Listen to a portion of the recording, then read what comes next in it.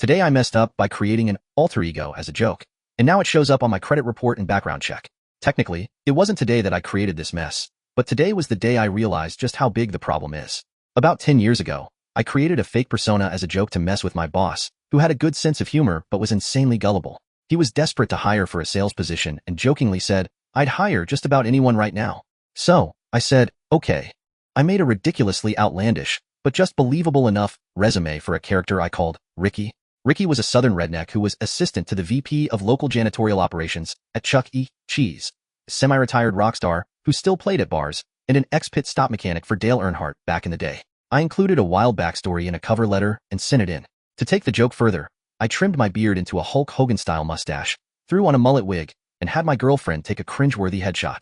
I sent that in with an email saying I'd roll up for an interview because they'd be crazy not to hire me. My boss had no idea it was me and started getting freaked out when I called his office phone in a deep southern accent, basically Blake Shelton but rougher, telling him I was ready to work. He genuinely thought some weirdo might show up at any moment. Eventually, on the Friday before a holiday, I showed up at the office in full costume, wig, mustache, jean jacket, boots, and an Ozzy Osbourne shirt from Goodwill, and stayed in character most of the day. The entire company found it hilarious. They even made a nameplate for Ricky and put it on a storage room door, which apparently stayed there for years after I left. The joke grew. I made social media accounts for Ricky, Facebook, LinkedIn, Instagram, even YouTube, and posted ridiculous stories, poorly written in Ricky grammar, and created photoshopped pictures of him in absurd situations. Friends loved it, and Ricky became a running joke in my life. People would ask, "What's Slick Rick been up to these days?" I even started playing guitar just to record intentionally bad songs in Ricky's voice.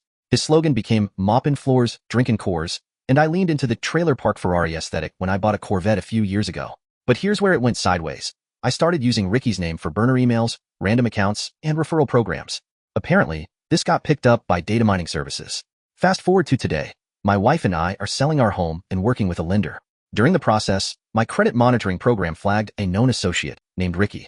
Confused, I checked my credit report, and sure enough, Ricky is listed as a co-tenant for multiple properties, including a corporate apartment I rented years ago, and even the home we're renting out now. The kicker? Ricky shows up on background checks, just without a social security number, while our actual tenant doesn't appear at all. Explaining to the lender that Ricky doesn't exist but is somehow more real in the system than an actual person has been complicated.